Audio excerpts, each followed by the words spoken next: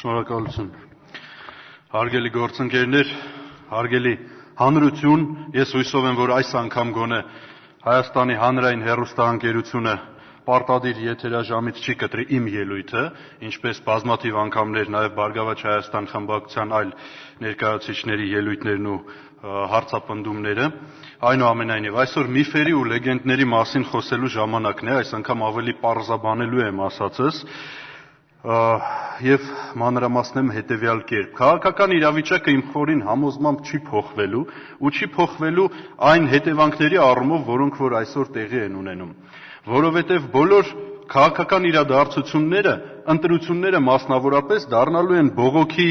պրոտեստի, ստեղծված իրավիճակի կապակցությամբ ցասում արտահայտելու մոբիլիզացիայի առիթ ու հնարավորություն, որովհետև կյանքը Հայաստանում լավը չէ, կյանքը Հայաստանում քաղաքացիների համար լավը չէ, որովհետև չկա փող, չկա միջոց, չկան հնարավորություններ, առջևում Երևանի ավագանու ընտրություններն են ու դրա համար կոնկրետացնելու եմ այդ ուղղության վրա։ Ուրեմն երևանցիների համար որևէ բան չկա կամ թերևս չկա, կամ կա շատ թանկ է, բայց կան շքեղ ծառայողական մեքենաներ, կան ճոխ-ճոխ գործուղումներ, օրինակի համար կա 81 միլիոն 760 հազար դրամի չափով 12 թվականի համար նախատեսված ծախս արտաքին գործուղումների եւ շրջագայությունների համար արտգործ նախարարություն է, ազգային ժողով է, Երևանի քաղաքապետարանը, կենցաղային մունիցիպալ կառավարում իրականացնող կառույցը, որը 81 միլիոն 760 հազարի չափով նախատեսում է ծախս գործուղումների համար, շենքերի գեղարվեստական լուսավորման սարքավորումների տեղադրման համար 344 միլիոն 630 հազար դրամ, բա այն որ շենքերից դուրս ա եղել դա ինչ է, բա այն մնացածն ինչ է, կամ այդ շենքերի լուսավորումը այդ վերջը բոլորի համար հասկանալի է ինչ է։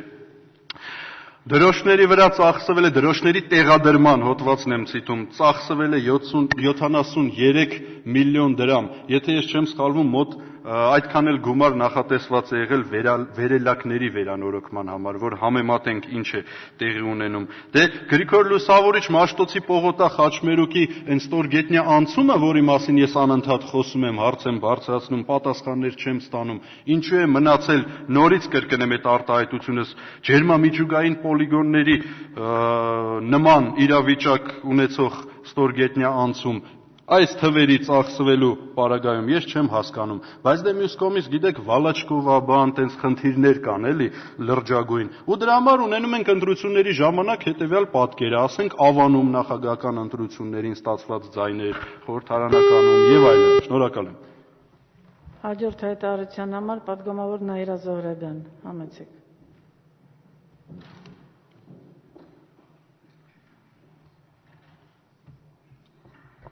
Շնորհակալություն, հարգելի խորհրդարան, ինչի մասին որ խոսելու եմ, երևի թե այնքան էլ չի համապատասխանում այսօր այստեղ հնչող ոգուն, այն է հետընտրական ճգնաժամը հաղթահարելուն, բայց ինչի մասին որ խոսելու եմ, ինձ համար նույնքան կարևոր է, որքան այսօր երբուն ստեղծված հետընտրական իրավիճակը։ Ես խոսելու եմ գրքի մասին, այս իշխանությունների վերաբերմունքի մասին, գրքի առ գիրքը։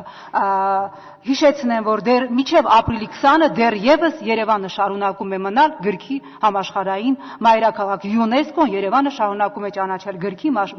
համաշխարհային մայրաքաղաք։ Մի քաղաք, որտեղ իշխանության տարբեր պատասխանատուներ, տարբեր պաշտոնատար անձինք, որոնք այսօր ուղղակիորեն դուրս են շպրտել երիտասարդական գետնանցումով տասնյակ տարուց ավել երևանյան կարևոր մշակույթներից մեկը գրքի տոնավաճառը նրանց ուղղակի դուրս են շպրտել, նրանք պիտի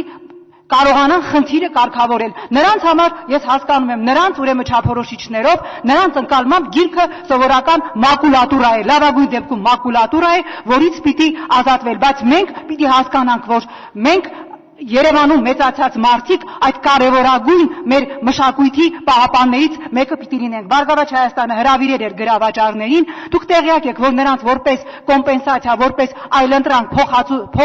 փոխ հատուցում առաջարկվել է ձկան խանութի միզահոտ գետնանցումը, սակայն կարծում եմ ցանկացած իրեն հարգող իշխանություն, հանրապետական թե տեղական իշխանություն պիտի առնվազն այդ մարդկանց առանց որոշակի ժամկետ տալու դուրս վրընդելուց առաջ կանչեր նրանց, լսեր նրանց խնդիրները, տեղյակ լիներ նրանց առաջարկներին, մարդիկ կոնկրետ հստակ առաջարկներ ունեն, ինչպես չկործանել Հայաստանում, Երևանում գրքի շուկան։ Նրանց պիտի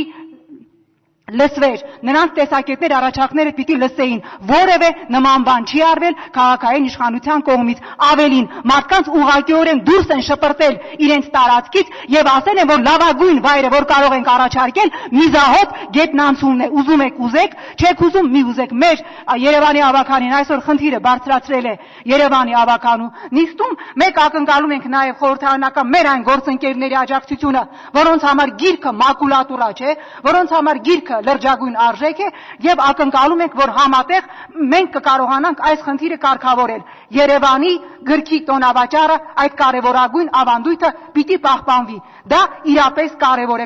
է մեզ համար, կարևոր է մեր երեխաների համար, կարևոր է բոլորը նրանց համար, ովքեր կառուցելու են մեր վաղվա օրը։ Շնորհակալ եմ։ Հաջորդ ելույթի համար Կարեն Ավագյան, համեցեք։